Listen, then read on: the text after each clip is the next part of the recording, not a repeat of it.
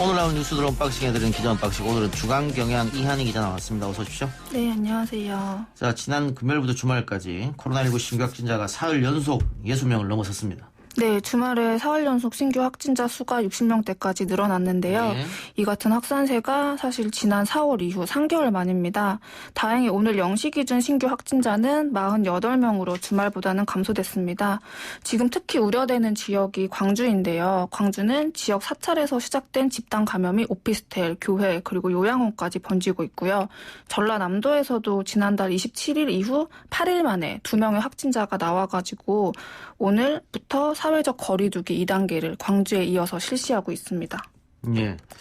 의정부 헬스장 확진자도 늘어나는데 마스크를 쓰지 않고 환기를 못했던 게 요인이라고 하네요. 네, 방역당국이 오늘 의정부 헬스장과 관련해서 설명을 했는데요.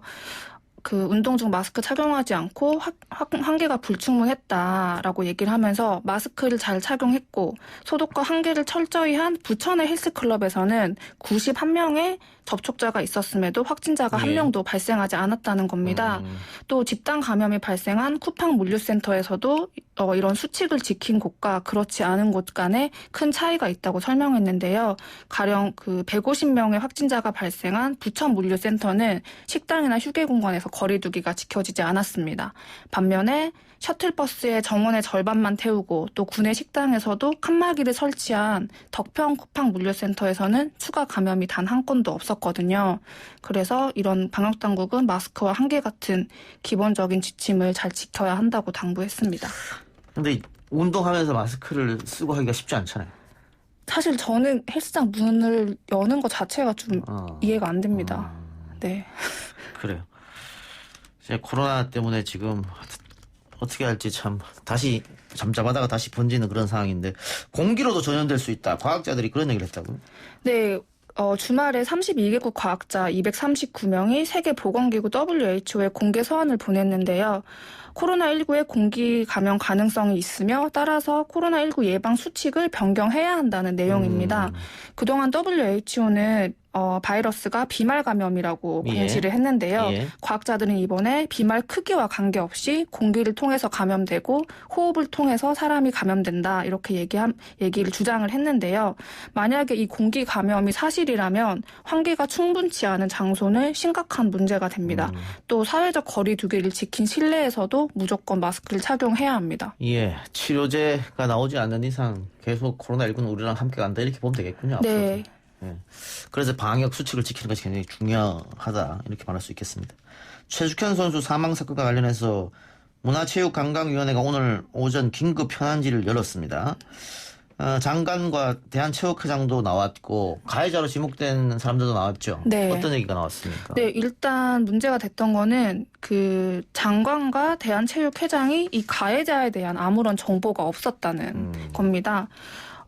오늘 질의에서 선수가 사망에 이르기까지 대한체육회가 어떠한 결론도 내리지 못했다는 점이 문제로 지적됐고 또 장관은 이 사건을 언제 인지했냐라고 묻는 질문에 언론 보도를 보고 알았다라고 답했습니다. 예. 팀닥터 안모 씨를 묻는 질문에도 장관과 대한체육회장 모두 이 부분에 대해선 정보가 없다라고 말을 해서 도종환 문체부 위원장이 국회에 나오면서 어떻게 가해자에 대한 정보가 없다는 말을 할 수가 있냐.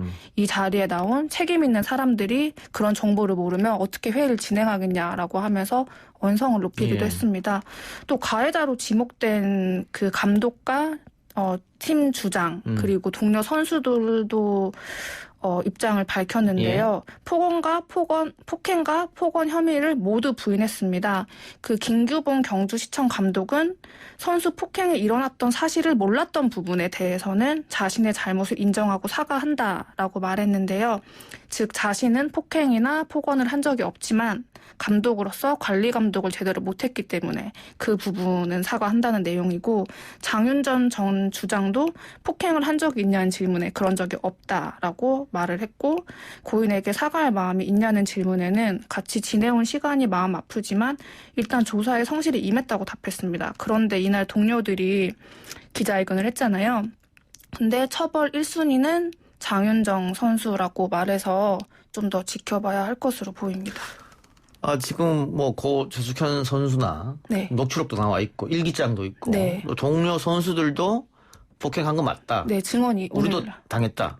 네. 이렇게 되는데 지금 가해자들은 폭행한 적 없다고 하니까 네. 맞은 사람은 있고 때린 사람은 없는 그런 상황이네요. 네, 그렇습니다. 허허, 조사가 좀 더 필요할 것 같습니다. 알겠습니다. 윤석열 검찰총장이 오늘 오전 전국 검사장 회의 결과를 보고 받았는데 오늘을 윤 총장 입장에 안 나올 것 같네요. 오늘 시간이 벌써 지나서 많이. 네, 뭐 다들 아시겠지만 간단하게 설명드리면 지난 금요일 날 무려 9시간 동안 회의가 진행됐고 오늘 오전에 그 보고서가 갔습니다. 총장에게. 어떤 내용이 담겼는지 아직 공식적으로 확인된 바는 없는데 전문 수사 자문단 소집을 중단하라는 것에 대해서는 일단 검사장들이 크게 이견이 없는 걸로 예. 알려졌습니다. 다만 총장이 수사 지휘와 감독을 하지 말라는 거는 위법 지시가 있기 때문에 법무부에 재고 요청을 해라 이런 의견이 나온 것으로 보이고요. 사실 이게 어떤 입장을 표명하든 윤 총장 입장에서는 영향이 되게 크기 예, 때문에 예. 고민을 오래 할 수밖에 없어서 당장 아까 말씀하신 대로 오늘 입장 나오지 않을 것으로 보이고요. 윤 총장이 지금 검사장들뿐만 아니라 법조계 원로 등의 의견도 청취하고 있다고 합니다. 예. 어떤 결과를 윤 총장이 내놓더라도 논란은 되는 건 당연한 네. 건데 약간 이해가 안 되는 게 검사장 회의가 법적 효력이 있는 것도 아니고 그렇습니다. 법령으로 이거를 모집하는 것도 아니지 않습니까? 네. 윤석열 총장이 본인이 그냥 다 모여서 의견 내보라는 거잖아요. 네. 근데 우리 언론이 마치 법적 효력이 있는 것처럼 왜 이렇게 쓰는지 모르겠어요. 이 약간 이례적인 사건이라서 예. 그렇게 좀 하는 것 같긴 한데 예. 네, 뭐 총장 입장에서는 걱정이 되니까 다양한 의견을 듣는 게 아닐까 싶습니다. 그래요. 알겠습니다. 하나만 더 해볼까요? 민주당의 새 지도부를 뽑은 8.29 전당대회. 이낙연 의원과 김부겸 전 의원의 양강 대결로 치러지게 됐네요. 네, 그 당권 주자로 이제 꼽혔던 홍영표 의원에 이어서 어제 우원식 의원도 불출마를 선언했습니다. 의 의원이 어제 그 차기 당대표는 대선 경선의 관리자를 선출하는 성격이라고 생각을 했는데 예. 유력한 대권 주자들이 당대표 출마를 하면서 자신이 구상한 전당대회 성격이 달라졌다. 그래서 이제 공정한 관리자가 대선 주자들과 경쟁하는 상황 자체가 매우 모순적이면서 난감한 일이 됐다면서 불출마 입장을 밝혔습니다. 사실상 이번 전당대회가 대선 전초전 성격을 띠게 됐다는 것으로 해석할 수 있고요. 전당대회 구도가 이제 양자로 정리되면서 이낙연 의원과 김부겸 전 의원도 빠르게 뭐 움직일 거다 이런 얘기가 나오고 있습니다. 예. 이낙연 의원은 뭐 대세를 굳힌다 이런 네. 차원일 테고 김부겸 전 의원은 7개월짜리 당대표가 어디 있느냐. 그렇죠. 내년 3월에 이제 예. 나와야 되기 때문에. 자신은 2년 임기를 다 채우겠다. 네. 뭐 그런 거죠. 네. 예. 당내 최대 개파인 친문이. 그러니까 왜냐하면 이낙연 전 의원이나 김부겸 전 의원이나 비주류이기 때문에 네. 당내 최대 개파인 친문이 어떤 선택을 하느냐. 네. 그것도 관심거리겠습니다. 네, 그렇습니다. 알겠습니다.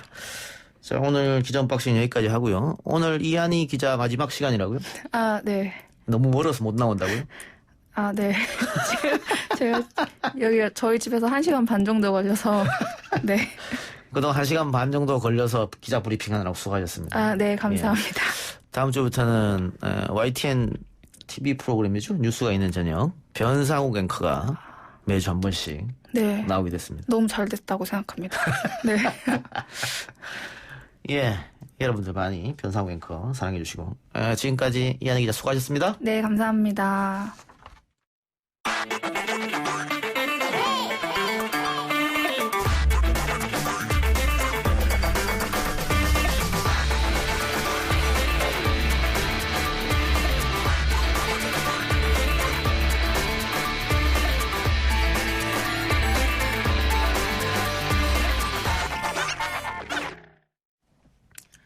세계 최대 아동 성 착취물 사이트 웰컴 투 비디오를 운영한 손정우 씨가 법원의 결정에 따라 미국 송환을 피하게 됐습니다. 미국으로 송환되면 국내 수사에 영향을 줄 수 있다는 게 이유였는데요. 앞서 손정우 씨는 아동 성 착취물 사이트를 운영한 혐의로 징역 1년 6개월을 선고받아 지난 4월 형기를 마친 상황이었습니다. 이대로 그럼 석방되고 끝나는 걸까요? 한국사이버 성폭력 대응센터 서승희 대표 연결해서 이야기 나눠보겠습니다. 대표님 나와 계십니까? 네, 안녕하십니까. 자, 법원이 손정우를 미국으로 송환하지 않기로 결정했는데 혹시 예상하셨어요? 사실 법무부에서도 의지를 표명했기 때문에 이번 사건을 송치하지 않겠다는 결정이 나왔다는 것이 의외이기도 하고 예. 그리고 많은 시민들이 분노하고 계신 상황으로 보입니다. 예. 어떤 이유로 법원이 송환을 거부했을까요? 손정우 측에서 예. 인도가 필요하지 않다라고 주장했었던 내용들은 다 기각되었지만 그럼에도 불구하고 손정우가 국내에 남아있을 시 남은 사건들에 그러니까 손정우 그 웰컴 투 비디오 사건과 관련된 다음 사건들을 처분하는 데 있어서 국내에 도움이 될 수 있다라는 사법부의 재량권으로 이 인도 결정을 거부하게 되었습니다. 예. 근데 우리 국민들이 송환 거부에 대해서 분노한 이유가 미국으로 가게 되면 엄청난 형량을 받을 거다. 이건 뭐 당연한 사실이고요. 그런데 우리 사법부에서 이 손정호에 대해서 솜방망이 처벌을 했기 때문에 1심에서는 집행유예였고 2심에서 1년 6개월. 그 많은 피해자가 있는데 이렇게 너무 솜방망이 처벌한 거 아니냐. 그런 것 때문에 분노한 거 아니겠습니까? 맞습니다. 그것이 가장 핵심적인 지점이라고 생각되는데요.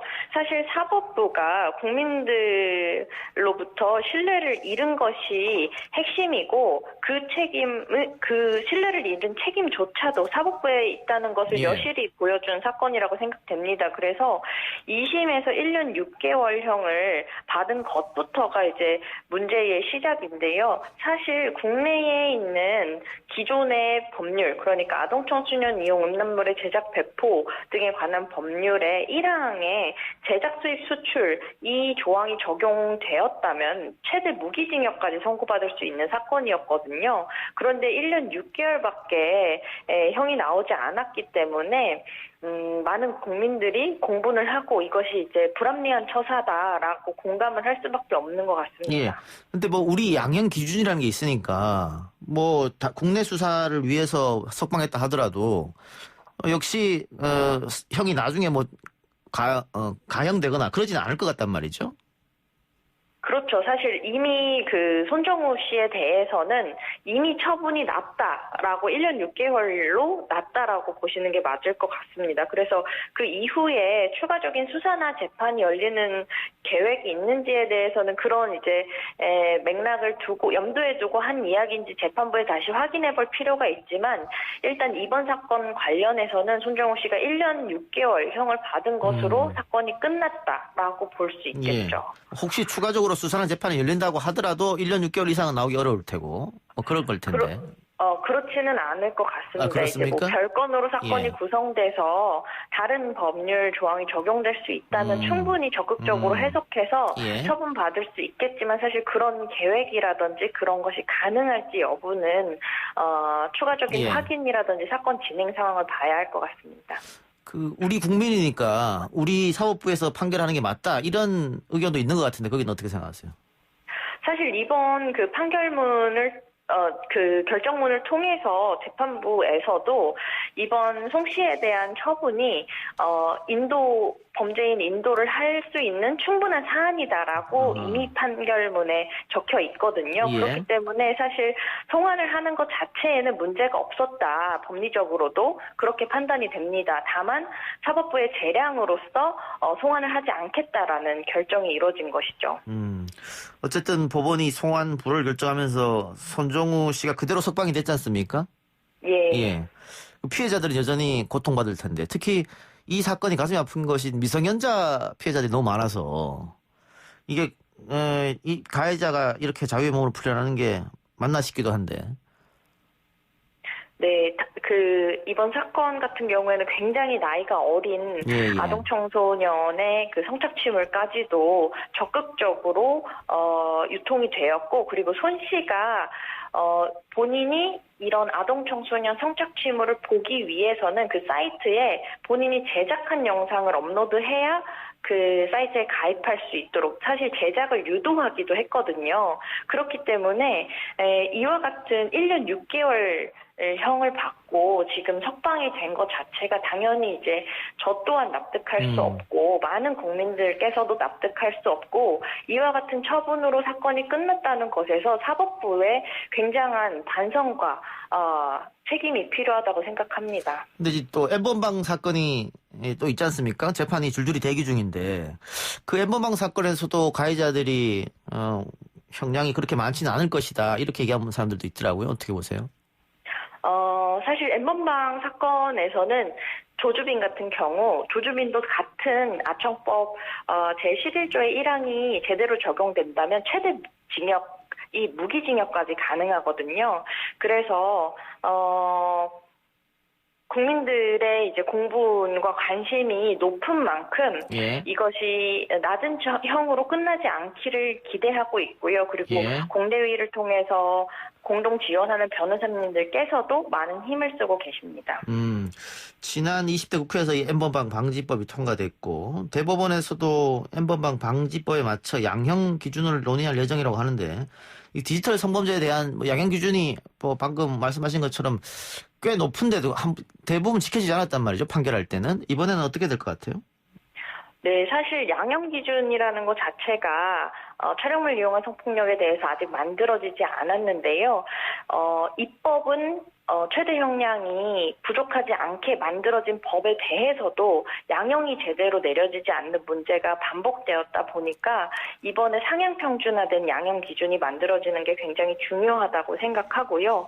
그래서 디지털 성범죄 관련해서 이전까지 사실 이것이 중한 범죄다라고 사회적으로 인식되지 않고 또 재판부에서도 그런 미약한 판결들이 이어졌기 때문에 이번에 양형 기준을 만드는 것과 함께 재판부 전체의 성인지 감수성 혹은 이 촬영물을 이용한 성폭력이 여성들에게 어떠한 심각한 범죄로서 다가오는지 인식하고 제대로 된 형량을 내리는 것이 필요하다고 생각됩니다. 예, 가해자들의 처벌은 처벌대로 해야 될 건 당연한 일인데 이게 그 사이버 성폭력 사건의 특성상 피해자들이 피해를 입은 게 이 사이버 안에서 영원히 떠돌아다니는 게 가장 큰 문제 아니겠습니까? 네. 잊혀질 권리도 있는 것인데 그런 대책은 어떻게 좀 마련되고 있습니까? 그것을 삭제 지원하는 기관이 저희 단체도 있고요. 그리고 여가부 산하의 디지털 성범죄 피해자 지원센터도 있습니다. 근데 사실 삭제라는 것은 사후적인 조치이기 때문에 삭제의 지원에 대한 국가적인 대응책을 잘 마련하는 것도 중요하겠지만 애초에 이와 같은 범죄가 기획되거나 실행되지 않도록 제대로 된 처분이 이루어지는 것도 중요한 포인트라고 생각됩니다. 예. 미국 현지에서는 웰컴 투 비디오 이용자가 징역 5년을 받았는데 지금 손종호 같은 경우에는 이용자가 아니고 이걸 개설한 사람이지 않습니까? 예. 그럼에도 1년 6개월 받았으니까 너무 많은 차이가 난다 이런 생각이 들고. 알겠습니다. 끝으로 하고 싶은 말씀은 하시기 바랍니다. 네. 지금까지 많은 국민들이 이미 이제 여성폭력 관련해서 사법부가 제대로 된 판결을 내리지 않는다라는 공감대가 형성돼 있었지만 이번 사건을 통해서 다시 한번 분노하는 계기가 될 것 같습니다. 사법부는 이와 같은 결과에 대해서 굉장히 충분한 반성과 통감과 책임을 지는 태도가 필요하다고 생각됩니다. 알겠습니다. 대표님 오늘 말씀 고맙습니다. 네, 감사합니다. 예. 지금까지 한국사이버성폭력대응센터 서승희 대표였습니다. 1, 2부 순서 마치고요. 6시 뉴스 듣고 저는 6시 10분 3부로 찾아뵙겠습니다.